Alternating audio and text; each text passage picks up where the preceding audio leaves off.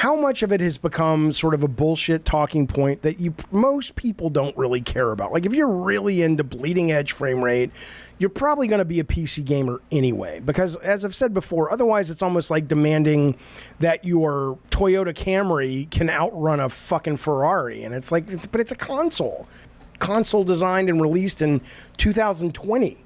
Right? So how much of it is a real thing and how much of it is fanboy bullshit? But the other thing, though, is even though it's noticeable, what's funny is I see a lot of people saying things like, it's ridiculous in 2023 that 60 isn't just demanded. It will never be that, right? And I don't understand why people don't get this. Like, if you listen to Todd Howard and those guys, they're like, look, it's not that we can't do 60, but if we do 60, you're going to have pop-in. You're going to have environments that aren't going to be able to be as open.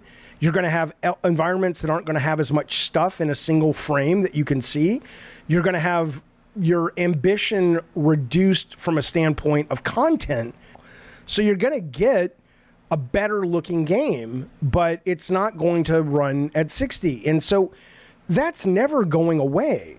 So I look at something like Starfield and I say, the gunplay looks fine. I don't think anybody's coming to Starfield going, this needs to take on Call of Duty or Destiny in terms of gunplay. But it seems more than good enough for what it is, especially considering how much of it is stat-based and building your weapons anyway, and that determines your accuracy almost as much, if not more, than your actual ability with the gun. But I want this world to look cool and be big and be varied, and why would I trade that just to get something smooth? There are lots of games that run incredibly smooth, but there's not much to it, right? Jaffe, just know you can look good in B60. You can look good. I know you can look good in B60, but like, take Bloodborne. I know it's PS4, but there's no difference between what they were struggling with on PS4 and now. You made Bloodborne at 30 frames a second. They could say, okay, we can make it 60, but it's not going to look as cool. The monsters aren't going to be as cool and have as much interesting varied textures and all this stuff, because you're having to do all kinds of other things as well. It's always going to be that challenge. We don't stop demanding more out of our tech and other sectors. Why give games a pass, says Lord Garth? You're not.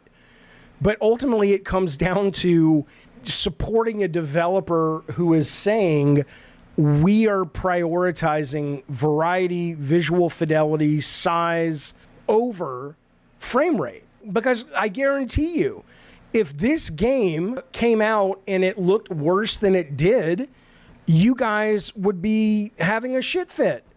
It's like, oh, it runs at 60, but who gives a fuck if it runs at 60? It looks like shit. I mean, do you really think when the Redfall patch drops that runs the game, if they ever actually drop it at 60, that suddenly people are going to rally back to it and go, oh, now it's great? Come on. Rob says, I'm sick of programmers getting all the crap for games not being at 60. Every programmer I know would prefer 60. But yeah, it's usually not their call. The art team wants this. Marketing wants this. The designers want that. I mean, it's kind of how it goes. Usually I go for 60, says Dave Calzone, but I'm biased because I want Starfield to be a win for Xbox because I have low self-esteem. Well, at least you admit it, baby. That's the thing. Water Princess says, gamers arguing about frame rates per second will be phased out in a few years. They're the minority. Yeah, but it'll be replaced with something. God of War Ragnarok Artist has defended Starfield's 30 frame per second frame rate. He says it's not a sign the game is unfinished. He said, I want to clarify, it's a choice. 60 frames on this scale would be a large hit to the visual fidelity.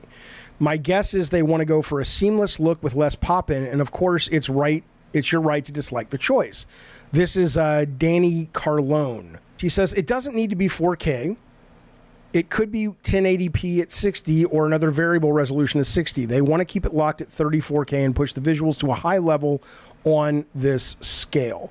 Yeah, when you're talking about a big open world simulation, something's got to give, and I would much rather the frame rate give if I get all the other stuff. But again, to each his own.